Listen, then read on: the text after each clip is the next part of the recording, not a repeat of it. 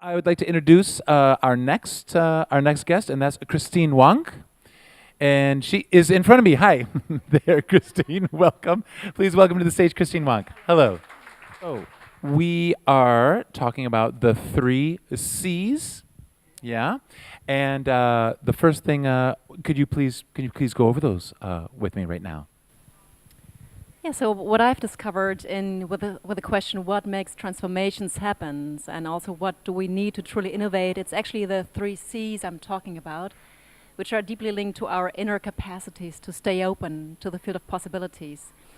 And the three C's are like curiosity, the open mind, staying curious about the next possible right answer, and it's compassion, the capacity to really deeply connect with one another, also on an emotional level, and also the capacity to hold difficult feelings without getting overwhelmed by them.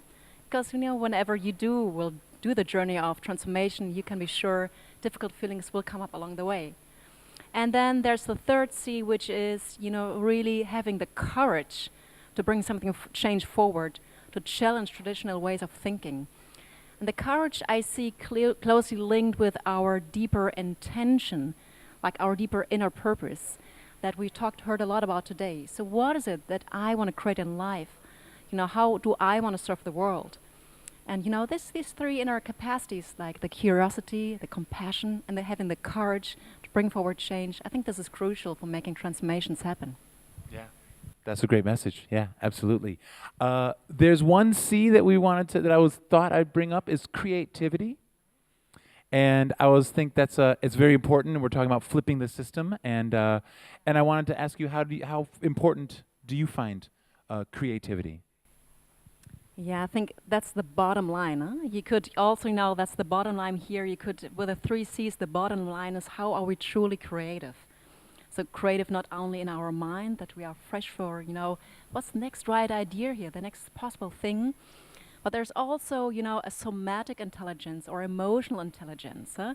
So to listen to our body. So new ideas never only come from the mind. There are also new ideas, does something feel right yet? When you talk to innovators, they're having this kind of a deeper feeling, it's like this gut feeling, they see something, they cannot even find the words yet. But this is how, when true creative people bring something to the world, they also connect to this deeper feeling of, what's my deeper intention here? How does it feel in my body? How does it, resonate with my whole me? So curiosity, you could say, it's really at the bottom line of the three C's. Yeah, I like that. I like that message a lot. I'd like to offer the audience, is there any questions or anything that you'd like to ask Christine? My question is more of a specific methodology that you would use in terms of feedback. So you want to get these three C's out of a student or even a person you're working with. Explain to me how you would approach a feedback in terms of you're not seeing something, curiosity as an example. What would you say to them? So just to hear right here, so how can we nurse this with our kids, students, and so forth, without being in more teaching style? Yeah, I think that's a great question. I think it starts also with ourselves. Well, of course, we as teachers and trainers, we do know something, but of course, we want to invite for the open field here. So that's one possibility of looking at things. What's your possibility here? What are your ideas? And more interestingly, so how can we merge these two ideas to create something new here together? So it's about, it's about asking questions a lot that invites them, that are encouraging them. And whatever, when you're asking for feedback, notice within yourself, the way how you pose a question or so, does it feel the effect is rather closing? Well, like making you small or judgmental? Or does it really feel with you something opening up within yourself, but also in the relationship you're having with this other person?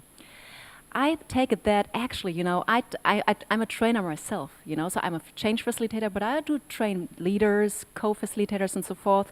I think we are really at a paradigm shift of what learning and teaching might mean. And this implies that we ourselves, I think our identity of what good teaching means is also in a transformative stage. So where's this kind of a deeper knowing that we can relax on, while at the same time, being comfortable in the not knowing. Being comfortable in this kind of a space, I don't know yet, but I'm curious. I don't know yet, but I'm curious. There is, I think, also to true innovators, that's a capacity you can train for yourself. That not to immediately act on this expert model, I know, which often closes rather than opening up. So just some ideas that pop up in listening to you, and I hope I'm addressing your question. Yeah? Okay. Yeah, thank you. So this I love the message you're giving, and I love what you're saying about this sort of transformation. Why do you think your approach, U theory, which you just mentioned, you use in business, in education, all around? Why do you think that's more transformational than other management gurus? Why do you think that that's working? Is there a new awakening? Is there a new observation that people see? Yeah, that's a good question. Yeah, I think in general, and I don't know about you, what I witness, it is a rising awakening. It is, whereas 10 years ago, talking about not only the cognitive mind or so, but, integrating the idea that there's more to, just, thinking, but there's also like this emotional intelligence we bring to the table that we need for really making deeper transformation, or this capacity of an open will, of connected to your inner purpose. I think leaders, they're asking more and more around these questions as well. And I think in the end, theory U, what makes it so powerful is that it is no innovation in itself. It rather gives a language and a framework for what we already know, what we already witness, whenever we felt creative in our lives. And it provides a roadmap, so to say, that help us navigate the unknown territory of transformation.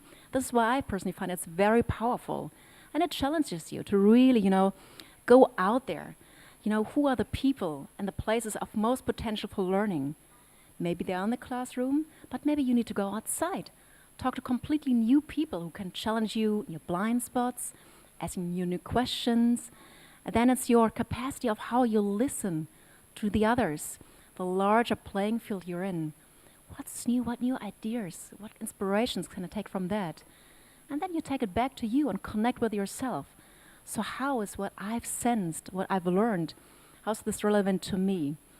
Who am I and what do I want to bring forward? Who are we together? What do you want to co-create together?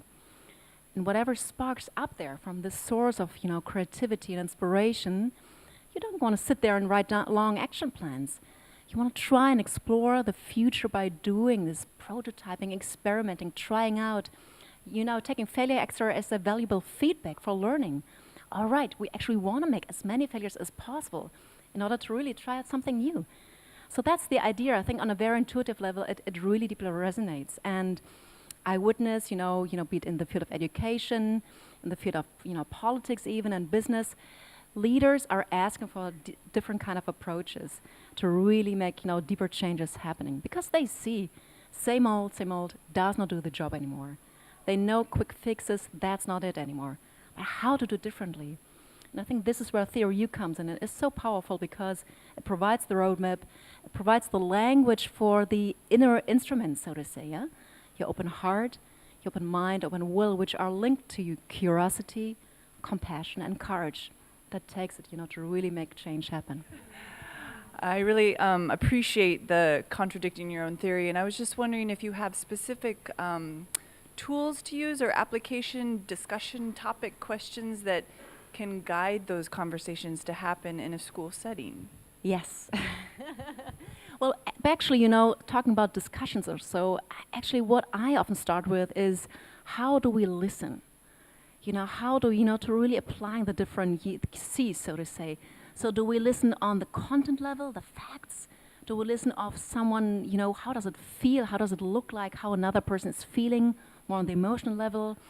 Or do I listen with a stance like, to listen someone to his or her greatness, to seeing what is shining through here, what's the highest potential?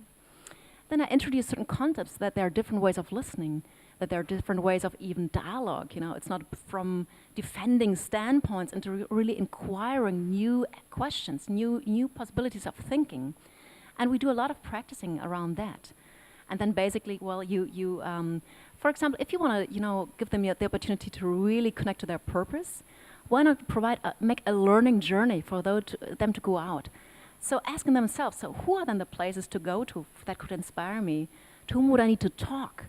And then, they within this kind of a listening mode, they can go out there and try and apply how do I listen deeply, not only on the facts, on the emotional level, how does it resonate deeply with what I want to bring forward, and creating this kind of a learning journey together. So they spreading out, getting out of the classroom, getting connected to what they really care about, to their purpose. Let's bring it back and see, if I want to live from that, what is it then what I want to create and learn more, and let them do their little experiments there. So just to give you some ideas. And I think it starts with training your inner muscles, like how we listen, how we relate to one another, and there you can be very creative around that. That's about all the time we have. Christina, thank you so much for joining us here with our question and answer sessions. Yeah? Thank you.